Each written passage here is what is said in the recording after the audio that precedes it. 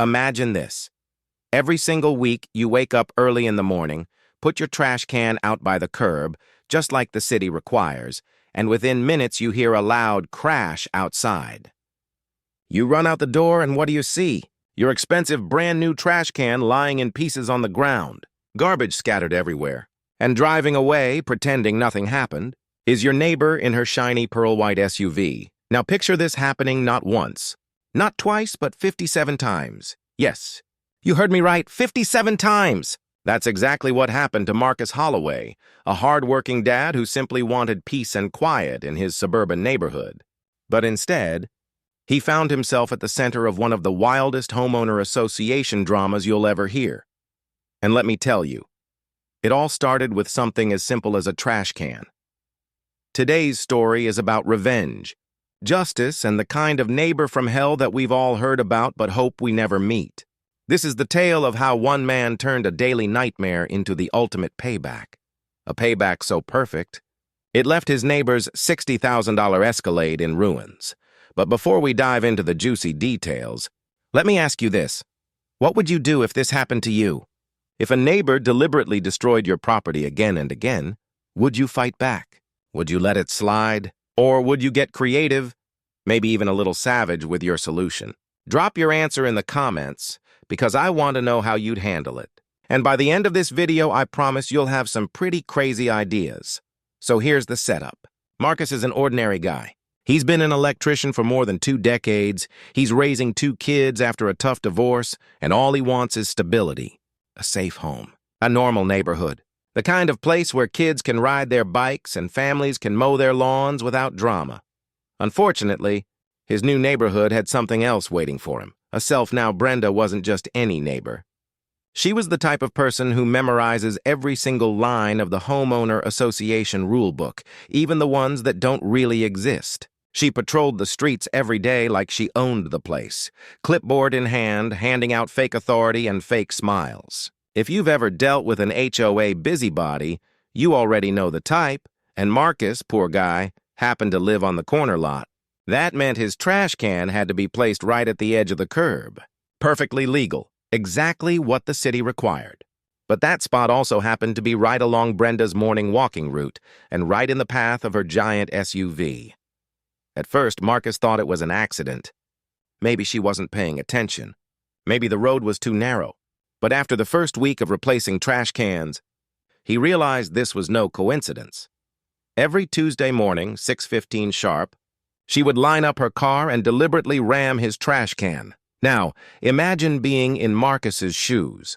It's not just about the money, though replacing 4 trash cans in a month definitely adds up. It's about the principle. It's about watching someone laugh while destroying your property, knowing they'll never apologize, never take responsibility. What would you do? Would you confront her face to face? Call the cops? Or maybe, just maybe, set a trap she would never see coming? Because here's the thing about bullies.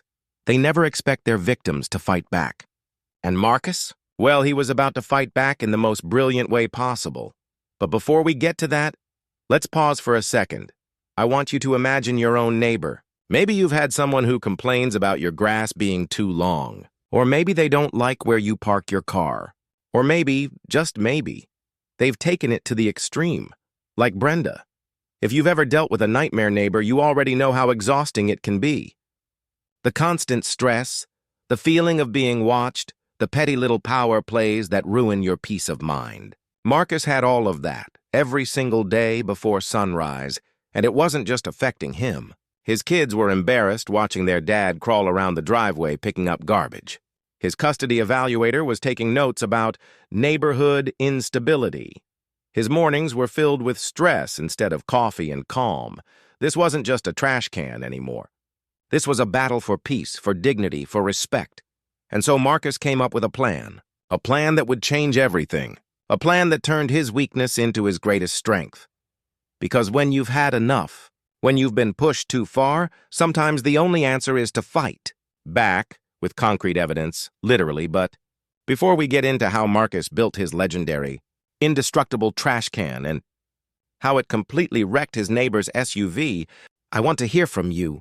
If you were in Marcus's shoes, how far would you go to stop a neighbor like this? Would you try to outsmart them? Would you take legal action? Or would you build something so tough, so unbreakable, that every attack backfired spectacularly? Tell me in the comments because your answer might just make it into my next video. Before we dive into the chaos of flying trash cans and destroyed SUVs, let's take a step back. To really understand this story, you need to know who Marcus Holloway is, where he lives, and why one neighbor decided to turn his life into a battlefield. Marcus Holloway is not some hot-headed troublemaker or a guy looking for drama. He's a 45-year-old electrician who has spent more than 2 decades working hard with his hands, fixing wiring, solving problems, and keeping the lights on for his community. He's practical, he's logical, and above all, he's a father, raising 2 teenagers, Emma, who's 16, and Tyler, who's 14. Life hasn't been easy for Marcus. Recently divorced, he was juggling custody battles while trying to give his kids a sense of stability. And like any dad who wants the best for his children, he thought moving into a nice suburban neighborhood would be the answer. A place with good schools, safe streets, and homes that looked like they came straight out of a picture-perfect catalog. That's how he ended up in Pinewood Gardens, a tidy little development in suburban Ohio. Now, Pinewood Gardens wasn't just any neighborhood. It was one of those carefully managed HOA communities. You know the type. The kind where your grass has to be exactly 2.5 inches tall, where mailboxes come in only 3 approved colors, and where any deviation from the rule book gets you a warning letter on official-looking paper. On the surface, these rules were meant to protect property values and keep everything neat and orderly. But in practice, it often meant neighbors policing neighbors, and people with too much free time turning small details into big problems. Marcus didn't mind at first. He figured he'd follow the rules, pay the dues, and keep a low profile. After all, he wasn't looking for trouble. He just wanted his kids to have their own rooms, a backyard to play in, and a fresh start after the divorce. But what he didn't count on was Brenda Whitmore. Every neighborhood has that one person, the one who thinks they run the block, who sees themselves as the guardian of standards, the protector of perfection. In Pinewood Gardens, that person was Brenda Whitmore. Brenda was a 52-year-old widow who had once managed a downtown bank. No kids, no husband anymore, and apparently a lot of free time on her hands. She drove a pearl-white Escalade big enough to make a school bus jealous, and she had a reputation for knowing every HOA bylaw by heart. Here's the catch. Brenda didn't actually hold any real authority. She wasn't elected, she wasn't hired, she wasn't even officially part of the HOA board. But she had something more dangerous, the belief that she was in charge. She gave herself the title of compliance officer, a position that didn't exist, and started patrolling the neighborhood like a self-made sheriff. Clipboard in hand, SUV at the ready. She made it her mission to call out every minor infraction, whether it was grass that looked a fraction too tall, a mailbox that faded in the sun, or in Marcus's case, a trash can that she simply didn't like. When Marcus first moved in, Brenda wasted no time in making her presence felt. She introduced herself not with a friendly welcome to the neighborhood, but with a thin smile and a reminder about how things worked around here. Community standards are very important, she would say. We like to keep things orderly. At first, Marcus brushed it off. He thought maybe she was just one of those neighbors who takes things a little too seriously. But soon, he realized that Brenda wasn't just strict. She was obsessive. And worse, she was untouchable. She was close friends with Gerald Thornfield, the HOA president, which meant most of her complaints and demands went unchallenged, and that set the stage for everything that was about to happen.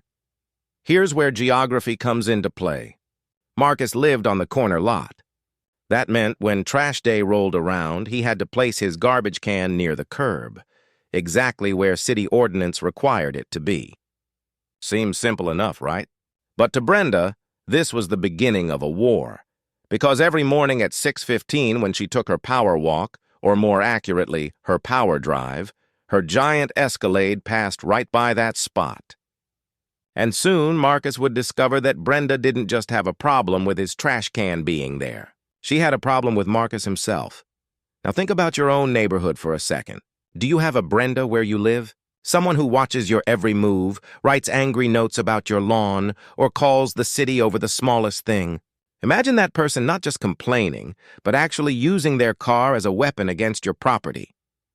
That's what Marcus was up against. This wasn't just about a trash can. This was about control, intimidation, and one woman who thought she could bully an entire community into submission. But Marcus wasn't the kind of guy to back down easily. And little did Brenda know she had just picked the wrong neighbor to mess with, because Marcus was about to turn her obsession into her downfall. So now you know the players. Marcus, the hard-working dad who just wanted peace. And Brenda, the self-appointed compliance officer who thought she was untouchable. With the stage set, the rules in place, and the tension simmering, it was only a matter of time before things exploded. And that explosion? Well, it came in the form of a trash can battle unlike anything you've ever seen.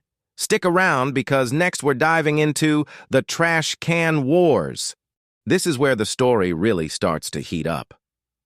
By now, Marcus had already replaced a few trash cans, each one shattered in almost the exact same way. And each time, there was only one possible culprit, his neighbor Brenda in her massive pearl-white Escalade. At first, Marcus gave her the benefit of the doubt. Maybe she didn't see it. Maybe she was distracted. Maybe the streets really were too narrow, like she claimed. But after weeks of the same early morning collisions at the exact same time, Marcus realized the truth. This wasn't an accident. It was a game. And Brenda? She was playing demolition derby with his property. The first incident happened on a Tuesday morning in September. Marcus was inside getting the kids ready for school when he heard a loud crack outside, like a shotgun blast echoing through the neighborhood. He rushed out, only to find his brand-new trash can completely obliterated. Plastic shards scattered across the driveway, garbage strewn everywhere, and Brenda backing away in her SUV with a fake look of concern. "Oh my. I hope you weren't too attached to that old thing," she said, her voice dripping with insincerity. Marcus tried to stay calm. He figured it was a freak accident. He cleaned up the mess, bought a new can, and moved on. But the very next morning, it happened again.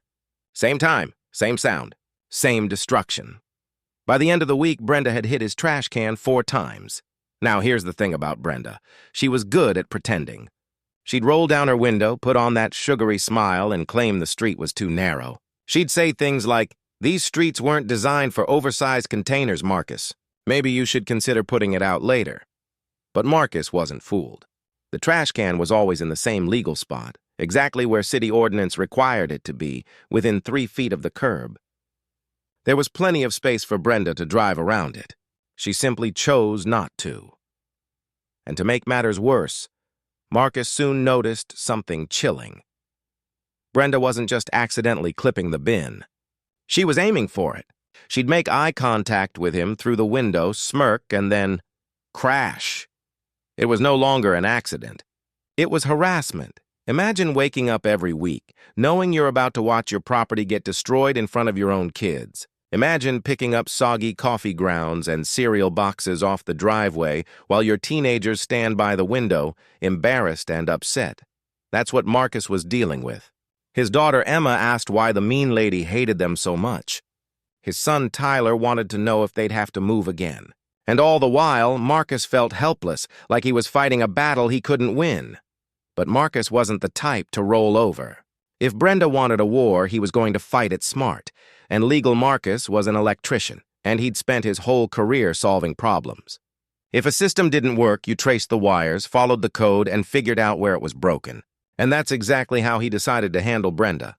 He started digging into property rights, HOA bylaws, and city ordinances. He spent late nights reading legal cases, cross-referencing regulations, and highlighting loopholes. And what he found was pure gold. The law was on his side. Trash cans placed within 3 feet of the curb were completely legal. The HOA had no authority to regulate anything beyond the property line. And, most importantly, a trash can on collection day was considered personal property, meaning Brenda wasn't just being a nuisance. She was committing property damage, over and over again, but Marcus knew facts alone wouldn't be enough. He needed evidence. So he set up a Ring doorbell camera, perfectly angled to catch Brenda's morning routine. He started keeping receipts for every replacement trash can. He even asked his elderly neighbor, Mrs. Olivia, if she'd be willing to give a statement. Nervously, she agreed, whispering, "She takes the long way on purpose. Always your can. Always." With every passing week, Marcus built a stronger case, and the more Brenda smirked, the more determined he became. But Brenda wasn't slowing down. In fact, she doubled down. When Marcus tried to confront her politely, she cut him off with fake smiles and snide comments. When he brought the issue up at an HOA meeting, she filed bogus violation notices against him, claiming his trash can was a traffic hazard. She even went as far as submitting fake complaints to the city at 2:47 in the morning, under different names, all written in the same handwriting. It was clear Brenda wasn't just targeting his trash can. She was targeting him. So let's pause for a second and put yourself in Marcus's shoes. Your neighbor has destroyed your trash cans dozens of times. She smirks every time she does it. She files fake complaints against you. And your HOA board, her buddies, let her get away with it. What would you do? Would you give up? Keep buying new trash cans and hope she gets bored? Or would you fight back? One piece of evidence at a time until you had enough proof to take her down. Drop your answer in the comments, because this is where Marcus's story shifts gears. By now, Marcus had spent weeks collecting evidence, reading laws, and carefully documenting everything. He was building what looked less like a neighborhood dispute and more like a legal case file. But Marcus also knew something else. Sometimes bullies don't stop when you prove you're right. Sometimes they only stop when you show them consequences they can't ignore. And that's when Marcus came up with an idea so clever, so unexpected, it would flip the entire situation on its head. Because if Brenda wanted to keep smashing trash cans, Marcus was going to give her one that simply couldn't be smashed. What came next wasn't just smart, it was legendary. A trash can reinforced with 60 pounds of concrete and steel rebar, indestructible, unstoppable, and completely legal. Brenda had no idea that every time she revved her engine and lined up for another hit, she wasn't destroying Marcus's trash can anymore. She was destroying her own $60,000 SUV, and trust me, the results were spectacular. So the trash can wars had reached their peak. Brenda thought she was intimidating her neighbor. But what she didn't know was that Marcus had turned the tables. His research, his preparation, and his determination were about to pay off in a way that would change the neighborhood forever. Because when Brenda met the concrete trash can for the first time, her accidents finally caught up with her. Stick around? Because next we're going to see how Marcus's concrete masterpiece turned the tables completely and how Brenda's SUV became the victim of her own arrogance. By this point, Marcus had endured weeks of harassment, dozens of shattered trash cans, countless smirks from Brenda as she treated his driveway like her personal demolition derby. But now everything was about to change, because Marcus had come up with a plan. Not just a quick fix, not just another replacement bin. This was a plan so clever, so perfectly engineered, it would turn Brenda's bullying into her own downfall. And it all started with an idea that only an electrician with a problem-solving brain could dream up. What if the trash can wasn't the weakest part of the equation anymore? What if, instead of breaking every time Brenda hit it, it refused to break at all? One Saturday afternoon, Marcus was at the hardware store talking with an old friend, Dale, a concrete contractor. When he told Dale about Brenda's trash can attacks, Dale chuckled and said, "You know, nothing in the city code says a trash can has to be plastic. It just has to hold garbage and meet the size requirements. Technically, you could make one out of concrete if you wanted to." And right then, a light bulb went off. Marcus realized he didn't need to stop Brenda from hitting the trash can. He just needed to make sure the next time she hit it, her SUV would take the damage, not his property. So Marcus got to work. He bought 60 pounds of concrete mix, a few steel rebar rods, and a standard plastic trash can shell to disguise everything. In his garage, with his kids helping, he mixed and poured, carefully reinforcing the bottom and sides, leaving drainage holes so it still looked perfectly functional. From the outside, it looked just like any other trash can in the neighborhood. Black plastic, city-approved size, wheels on the bottom, lid on top. Nothing suspicious. But inside it was a fortress. A 60-pound, steel-reinforced concrete beast disguised as an ordinary bin. It was genius, legal, and unstoppable. The following Monday morning, Marcus placed his new creation at the curb in the exact same spot as always. He poured himself a coffee, sat by the window, and waited. Right on schedule, 6:15 a.m., Brenda's Escalade came rumbling down the street. She slowed slightly, studying the can. Maybe she sensed something was different, maybe not. Then she did what she always did, lined up the SUV and hit the gas. Now, any normal person might have taken that as a warning sign. But not Brenda. No, she doubled down. The very next day, she tried again, this time from a different angle. The result? More damage to her bumper. By the end of the week, she had hit the can multiple times, each collision leaving new scratches, dents, and broken parts on her once pristine Escalade. Meanwhile, Marcus's trash can stood proudly in place, maybe with a few scuff marks, but otherwise untouched. It was the perfect reversal. Every hit she thought would intimidate Marcus only humiliated her further. It didn't take long for the neighbors to catch on. Word spread quickly. Brenda had finally met her match, and it came in the form of an indestructible trash can. People started timing their morning walks just to watch. Kids waited at the bus stop earlier so they wouldn't miss the show. Some even started placing bets on how much damage Brenda's SUV would take that day. One teenager filmed a collision and added circus music to the background. That video went viral in the neighborhood's Facebook group. Suddenly, Marcus wasn't just the guy with the broken trash cans. He was the guy who outsmarted the HOA bully. Marcus's kids loved it. Emma, his teenage daughter, said her classmates had started calling their house the place with the concrete trash can. Tyler, ever the entrepreneur, joked about selling tickets to the demolition derby happening in their driveway. For Marcus, it was more than entertainment. It was relief. After months of frustration and humiliation, he finally had the upper hand. And seeing his kids laugh about it instead of worrying made every hour of mixing concrete worth it. But Brenda wasn't laughing. Her once perfect Escalade now looked like it had been through a war zone. The bumper was cracked, the running board bent, and the paint scratched. Yet instead of giving up, she grew more obsessed. Neighbors spotted her circling Marcus's house late at night, flashlight in hand, inspecting the trash can. One even caught her trying to weigh it with a bathroom scale. She was desperate to figure out why this one trash can refused to break. Her obsession made her look ridiculous. And the more ridiculous she looked, the more the neighborhood turned against her. The beauty of Marcus's plan wasn't just that it worked. It was symbolic. For months, Brenda had tried to break him down, one trash can at a time. But now, every attempt only hurt her. That trash can became more than just a bin.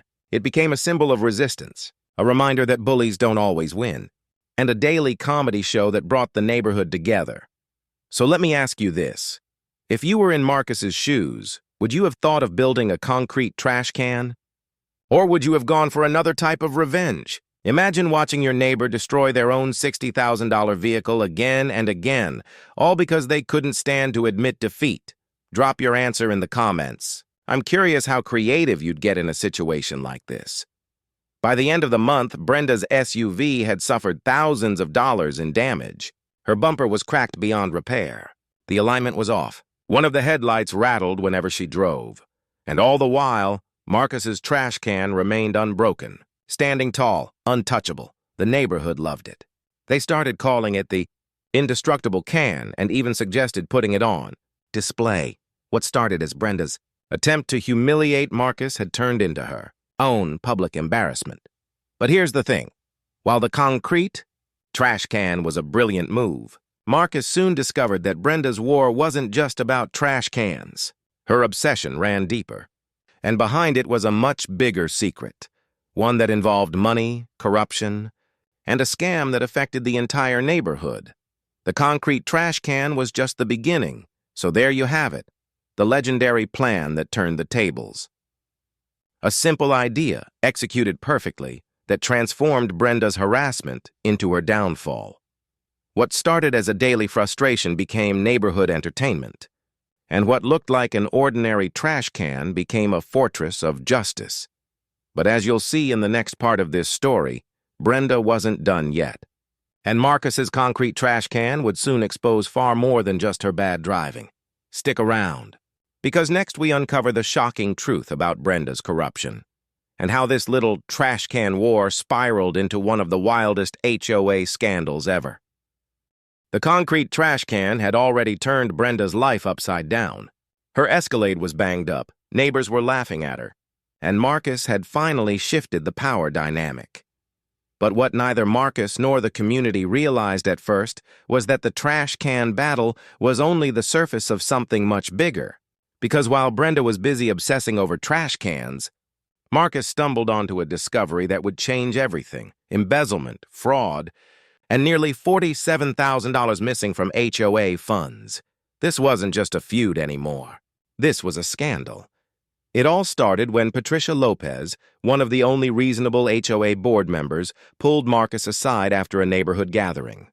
In hushed tones, she told him, "Marcus, you need to know, Brenda's been pushing contracts with a company I've never heard of. Every meeting, she shows up with these prepared proposals, and the board just approves them without questions. That company? Whitmore Construction." Marcus's electrician's brain kicked into overdrive. Something didn't add up. Why would a small, unknown company be getting so many HOA contracts? And why was Brenda so invested in pushing them through? Marcus went home that night and started digging. Public records are powerful if you know where to look. He searched business registrations, city contract databases, and HOA meeting minutes, and then, boom. The dots started connecting. Whitmore Construction LLC had been formed just 6 months earlier. Listed owners: Brenda Whitmore, 40% shareholder, and her husband Richard Whitmore as president. Within weeks of forming the company, they started winning HOA contracts: sidewalk repairs, landscaping jobs, community center maintenance. Nothing huge individually, but in total, $2,400 worth of contracts in just 4 months. And the kicker? On every single contract, Whitmore Construction had underbid the competition by just $50 to $100. Just enough to look legitimate, but obviously rigged. As Marcus dug deeper, the numbers grew even more suspicious. HOA bank statements showed checks deposited directly into Whitmore Construction's account.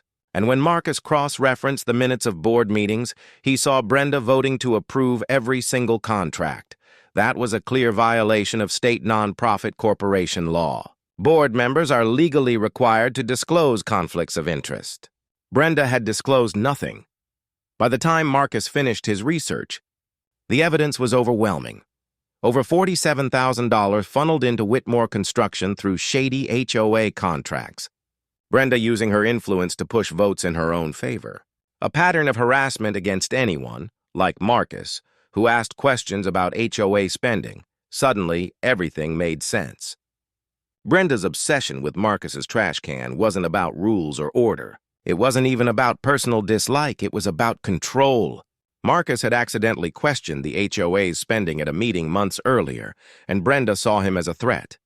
If neighbors started digging into the finances, her whole scam would unravel, so she tried to bully Marcus into silence, destroying his trash cans, filing fake violation letters, harassing him until he gave up.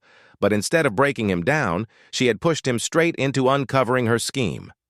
Marcus knew he couldn't go public without airtight evidence, so he spent nights compiling everything. Business registration documents showing Brenda's ownership, HOA meeting minutes proving she voted to approve her own contracts. Bank statements revealing money trails, testimonies from neighbors who'd noticed selective enforcement. Of rules, he organized it like a case. File, color-coded folders, timelines, charts. His garage turned into a war room. Red string on cork boards, stacks of papers, video evidence of Brenda's behavior. This wasn't just about defending himself anymore. It was about protecting the entire community. Once Marcus had the evidence, he quietly shared it with a few trusted neighbors.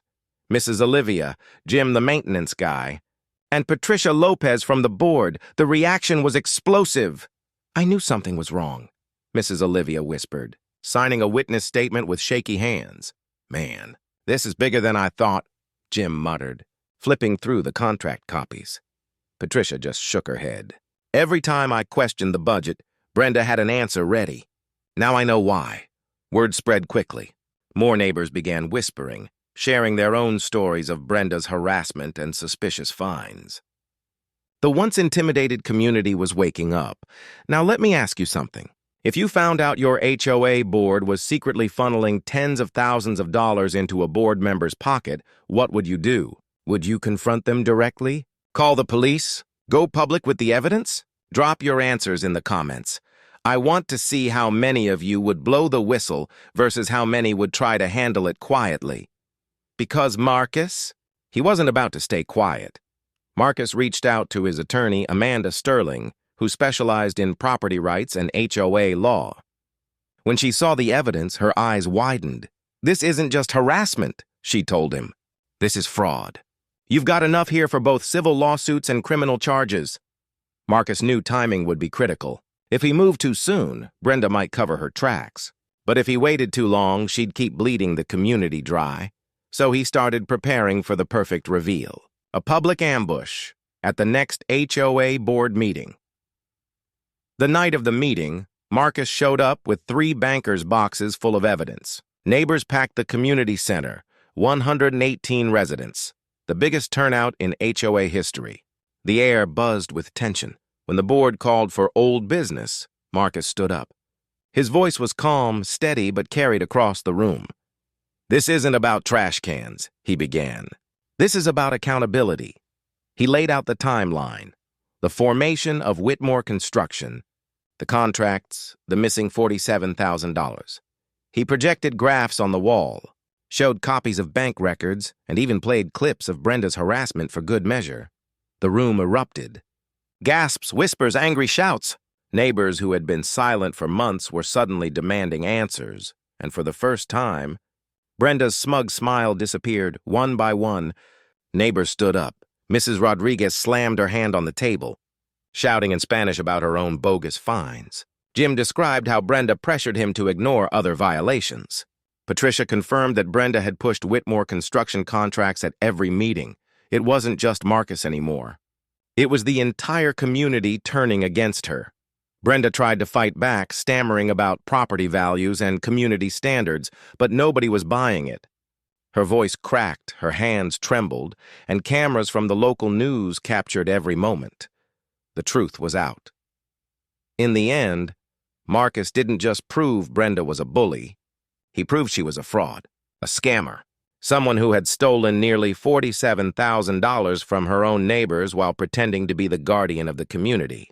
And now, the very community she thought she controlled was demanding her removal. What started with a single trash can had grown into a movement for justice. But trust me, this story was far from over. Because while Marcus had exposed the corruption, Brenda wasn't about to go down quietly, and what happened at the next board meeting would become the most dramatic showdown the neighborhood had ever seen. Stick around, because next we're diving into the climax, the HOA meeting showdown.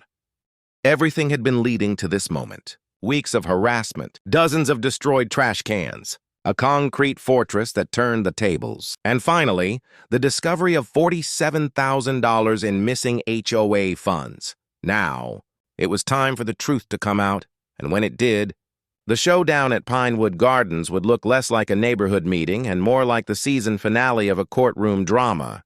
The night of the meeting, the community center parking lot was overflowing. Cars lined the streets for blocks. Neighbors carried folding chairs, petitions, even homemade signs demanding accountability. Inside, the air was thick with tension. The smell of strong coffee and nervous sweat filled the cramped room, which was designed for maybe 40 people, but now held more than 118 residents. And it wasn't just neighbors. Local news cameras from Channel 7 and Channel 12 had set up at the back. Reporters flipped through their notes, microphones clipped to their collars. And in one corner, quietly watching, was Officer Derek Martinez from the local police department, folder in hand, expression unreadable. Everyone knew something big was about to happen. When the board called for old business, Marcus stood. His heart pounded, but his voice was steady. Dressed in a simple button-down shirt, he carried a stack of presentation boards and a laptop connected to a borrowed projector. "Ladies and gentlemen," he began, his voice echoing over the hum of the fluorescent lights. "This isn't about trash cans. This is about accountability, transparency, and protecting our community." The room fell silent. Marcus clicked to his first slide, a timeline showing the formation of Whitmore Construction. Then came the contracts, 7 of them, totaling nearly $47,000. Next, copies of checks deposited into Brenda's family business account. And finally, the kicker. Video evidence of Brenda's repeated harassment, captured by his Ring camera. One by one, he laid out the facts like a seasoned prosecutor. Calm, methodical, unstoppable. The reaction was immediate. Gasps filled the room. Neighbors whispered angrily. Mrs. Rodriguez from Maple Street actually stood up mid-presentation, waving her arms. "She fined me $50 for my garbage can being out 15 minutes early," she shouted. "And all the while she was stealing from us." Applause erupted. People stomped their feet, clapped, and cheered. For the first time, Brenda wasn't controlling the room. Marcus was at the board table. Brenda sat rigid in her chair, her face pale. She wore a black blazer, her usual, business outfit. But tonight, the tremor in her hands betrayed her. As Marcus continued, she fidgeted, scribbled notes, whispered frantically to the HOA president, Gerald Thornfield. Finally, she couldn't take it anymore. "This is harassment," she shrieked, her voice echoing off the walls. "These people don't understand community standards. They don't belong here. They never have." The room gasped. The racial undertones in her words hung heavy in the air. Reporters leaned forward, cameras rolling, capturing every second of her breakdown. Neighbors booed. Some shouted back. Others just shook their heads, disgusted. Brenda tried to grab Marcus's presentation boards, ripping one in half before Jim, the maintenance guy, gently pulled them away. She screamed about protecting property values, mascara streaking down her cheeks like black rivers. Her once perfect image as the enforcer of rules was gone. In its place was a woman unraveling in front of the entire community and on live television. The crowd wasn't just angry anymore. They were united. At that moment, Patricia Lopez, the calm, steady board member, stood up. Her voice was firm, clear, and carried across the room. "I move for the immediate suspension of Brenda Whitmore from this board," she declared, pending a full financial audit and criminal investigation. The vote was swift. 4-0. Unanimous. And just like that, Brenda's reign of fear and control was over. But the night wasn't finished yet. As the room buzzed with applause and shouts of relief, Officer Martinez finally stepped forward. He cleared his throat, opened his folder, and spoke in a calm, steady tone. "Sorry to interrupt," he said, his voice cutting through the noise. "But I have a warrant to serve regarding insurance fraud and harassment charges." The room fell silent again. All eyes turned to Brenda. The color drained from her face. Her hands shook as she tried to gather her papers. Her lawyer, Harold, whispered urgently in her ear. But it was useless. Officer Martinez laid the warrant on the table in front of her. The cameras zoomed in, reporters scribbled furiously, and neighbors gasped in disbelief. Game over. The rest of the meeting was chaos. Some neighbors hugged Marcus, thanking him for standing up. Others shouted demands for refunds, audits, and resignations. Meanwhile, Brenda sat in her chair, humiliated, trembling, mascara smeared. While the officer calmly explained her rights, it was the ultimate reversal. The woman who had spent months terrorizing Marcus over a trash can was now facing the collapse of her reputation, her finances, and her freedom, all in front of the very people she once tried to control. So let me ask you this. How satisfying would it be to watch the person who made your life miserable finally face the consequences? Imagine standing in a crowded room, surrounded by neighbors who've all suffered under the same bully, and watching justice arrive in real time. That's exactly what happened to Marcus in the community of Pinewood Gardens. Narrator, closing the section.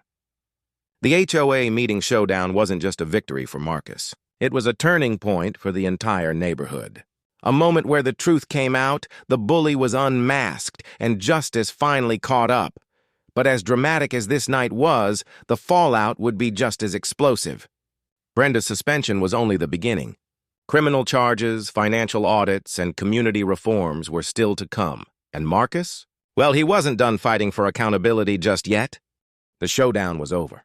Brenda had been suspended from the HOA board, the police had served their warrant, and the neighborhood of Pinewood Gardens had witnessed one of the most dramatic community meetings in history. But this story didn't end with that one explosive night. No, what followed was just as powerful. Because in the weeks and months afterward, justice didn't just catch up with Brenda. It completely transformed the entire neighborhood. Within days of the meeting, the HOA board launched a full financial audit. Professional accountants pored over years of records, contracts, and payments. And sure enough, everything Marcus had uncovered was confirmed. And then some. The numbers didn't lie. More than $47,000 had been funneled into Whitmore Construction through shady, self-approved contracts. Other irregularities popped up too. Inflated invoices, double billing, and unnecessary maintenance projects that were never actually completed. The board had no choice. They overhauled the entire system. From that moment forward, every contract required open bidding. Every board member had to file conflict of interest disclosures. Monthly financial reports were made public for all homeowners. The reforms were so strict, some neighbors joked that their HOA was now more transparent than City Hall, and here's the part everyone loved: restitution. By Christmas, every single homeowner in Pinewood Gardens received a refund check. It wasn't life-changing money, but it felt symbolic.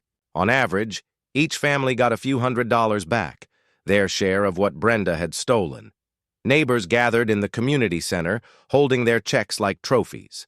For the first time in years, people weren't grumbling about HOA corruption. They were celebrating accountability. Mrs. Rodriguez, the same neighbor who once screamed about a garbage can fine, held her check up and shouted, "Best Christmas gift ever." The room erupted in applause. Meanwhile, Brenda's world crumbled. Her Escalade, battered and bruised from dozens of failed attacks on Marcus's concrete trash can, was eventually sold for scrap. Her family business, Whitmore Construction, lost its license and was banned from bidding on local contracts. And her reputation? Completely destroyed. The woman who once strutted through the neighborhood with a clipboard and a smug smile was now the subject of whispers, laughter, and pity. Neighbors avoided eye contact. Kids joked about the concrete can lady. Facing legal bills, fraud investigations, and a community that despised her, Brenda packed up her belongings and moved to Florida to live with her sister. No farewell party, no sympathy. Just silence as her moving truck pulled away. For Marcus and his neighbors, it was poetic justice. And what about Marcus? Well, his victory went far beyond a concrete trash can. First, his kids. Emma and Tyler, who had once been embarrassed by their dad cleaning garbage in his pajamas, now looked at him with pride. Their classmates knew the story. Many had seen the viral videos of Brenda's collisions. But instead of being a source of shame, it became a badge of honor. "Your dad's a legend," Emma's friends told her. Tyler even started a small YouTube channel called Suburban Justice, where he shared updates about HOA accountability and neighborhood drama. The kid went from embarrassed teenager to teenage activist overnight. For Marcus, the greatest reward was simple. His children had seen him stand up to a bully, not with fists or anger, but with patience, evidence, and creativity. Then came his business. Word of his meticulous documentation, his strategy, and his persistence spread far beyond Pinewood Gardens. Neighbors started recommending him not just as the guy with the trash can, but as an electrician who solved problems thoroughly and professionally. His phone rang more often. His reputation grew. Before long, Marcus was busier than ever, expanding his client base, hiring extra help, and finally feeling like his career matched his talent. It turned out that fighting corruption wasn't just good for his family. It was good for business, too. And in Pinewood Gardens, Marcus became something bigger than just a homeowner. He became a community hero, Neighbors who once whispered about him now stopped him on the street to say thank you. Parents pointed him out to their kids as the man who stood up to unfairness. At community events, Marcus was invited to speak about persistence, preparation, and fighting for what's right. The concrete trash can itself even became a legend. Instead of keeping it at his driveway, the neighborhood voted to move it to the community center lobby as a permanent display. They attached a bronze plaque that read, "It was no longer just a trash can." It was a monument to accountability, but perhaps the most powerful aftermath wasn't local at all. Marcus's story spread. Local news outlets ran follow-up pieces. The viral video of Brenda's Escalade crashing into the concrete can rack up hundreds of thousands of views online. Advocacy groups cited Holloway versus Pinewood Gardens in property rights discussions. Even lawmakers took notice. State legislators pushed for stronger HOA accountability laws, citing Marcus's case as an example of why reform was necessary. From one man's persistence grew a movement that reached far beyond his block. So, let me ask you this. Have you ever seen a community transform because one person refused to back down? What would your neighborhood look like if someone exposed corruption the way Marcus did? Drop your thoughts in the comments. I'd love to hear your own stories of fighting back against unfairness. In the end, Marcus didn't just win against Brenda. He won for everyone. His kids learned the value of resilience. His neighbors regained trust in their community. And his concrete trash can became a legend, proof that sometimes the simplest solutions can have the most powerful impact. As for Brenda, her downfall was complete. The woman who once believed she could intimidate anyone had been exposed, humiliated, and cast out. Her arrogance had cost her everything, and Marcus? He stood taller than ever. Respected father, successful business owner, and community her. So that's the story of how a single trash can war turned into a battle against corruption, a movement for justice, and a victory that inspired an entire neighborhood. Sometimes, David really does beat Goliath, especially when David fights back with evidence, allies, and 60 pounds of reinforced concrete. If you enjoyed this story, don't forget to like, subscribe, and share it with a friend who's had their own nightmare neighbor. And drop a comment. I want to hear your HOA horror stories too. Until next time, remember, justice is best served. Concrete cold. And that brings us to the end of one of the wildest neighborhood stories you'll ever hear. From shattered trash cans, to a concrete masterpiece, to exposing nearly $50,000 in fraud. What started as one man simply defending his driveway turned into a movement that reshaped an entire community. It's easy to think that when you're up against bullies, corrupt boards, or people with power, you don't stand a chance. But Marcus's story proves something important. Sometimes David really does defeat Goliath, especially when he comes prepared with concrete. Now, let's pause and think about this. What did Marcus really do that was so extraordinary? He didn't fight back with fists or threats. He didn't yell louder than his neighbor. He fought back with patience, creativity, and evidence. He turned a trash can into a symbol of resilience. He turned harassment into motivation.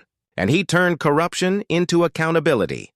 That's the kind of lesson we can all take with us. Whether it's at work, in your neighborhood, or even in your personal life. Sometimes the best way to beat a bully isn't to fight on their level, but to outsmart them. So here's my challenge to you. Where in your life do you feel like you're up against your own Brenda? Is there someone trying to intimidate you, silence you, or make you feel powerless? Remember Marcus's story. Remember that persistence, preparation, and a little creativity can flip the script. You don't have to have the loudest voice in the room. You just need the right tools and the determination not to give up. And let's be honest, we all have neighborhood stories. Maybe it's the guy who never mows his lawn. Maybe it's the woman who files fake complaints about parking. Maybe it's a whole HOA board that thinks it owns the community. We've all seen it, lived it, or at least heard about it. And deep down, every one of us loves hearing about the moment when the bully finally gets what's coming to them. That's why stories like this matter. Because they remind us that justice, fairness, and accountability are still possible, even in the most unexpected places. Think about it. A simple trash can became the turning point for an entire neighborhood. What most people saw as ordinary Marcus saw as an opportunity. It wasn't just about concrete. It was about courage, about refusing to let someone else dictate your life, about saying enough is enough and backing it up with action. That's the spirit of David versus Goliath. Not brute strength, not size, but heart, determination, and the willingness to fight for what's right. And in the end, that's what makes Marcus not just a neighbor, but a hero. Now here's where you come in. I want to hear from you. Do you have a crazy HOA story?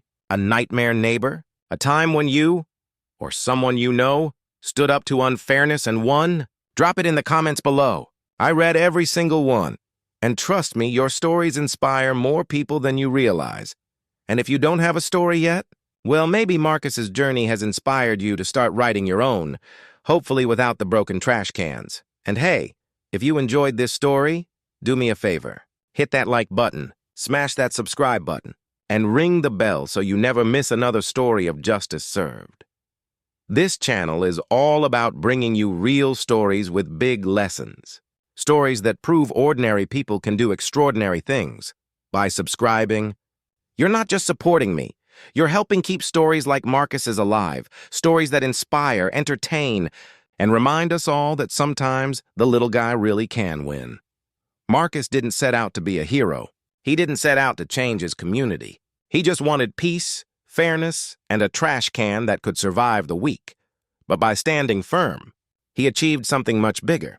His kids gained respect for him. His business thrived. His neighbors found their voice. And his community became stronger than ever. That's what happens when one person decides not to back down. So next time you feel like the odds are stacked against you, remember this story, because sometimes David really does defeat Goliath, especially when he comes prepared with concrete. All right, folks, that's it for today's story.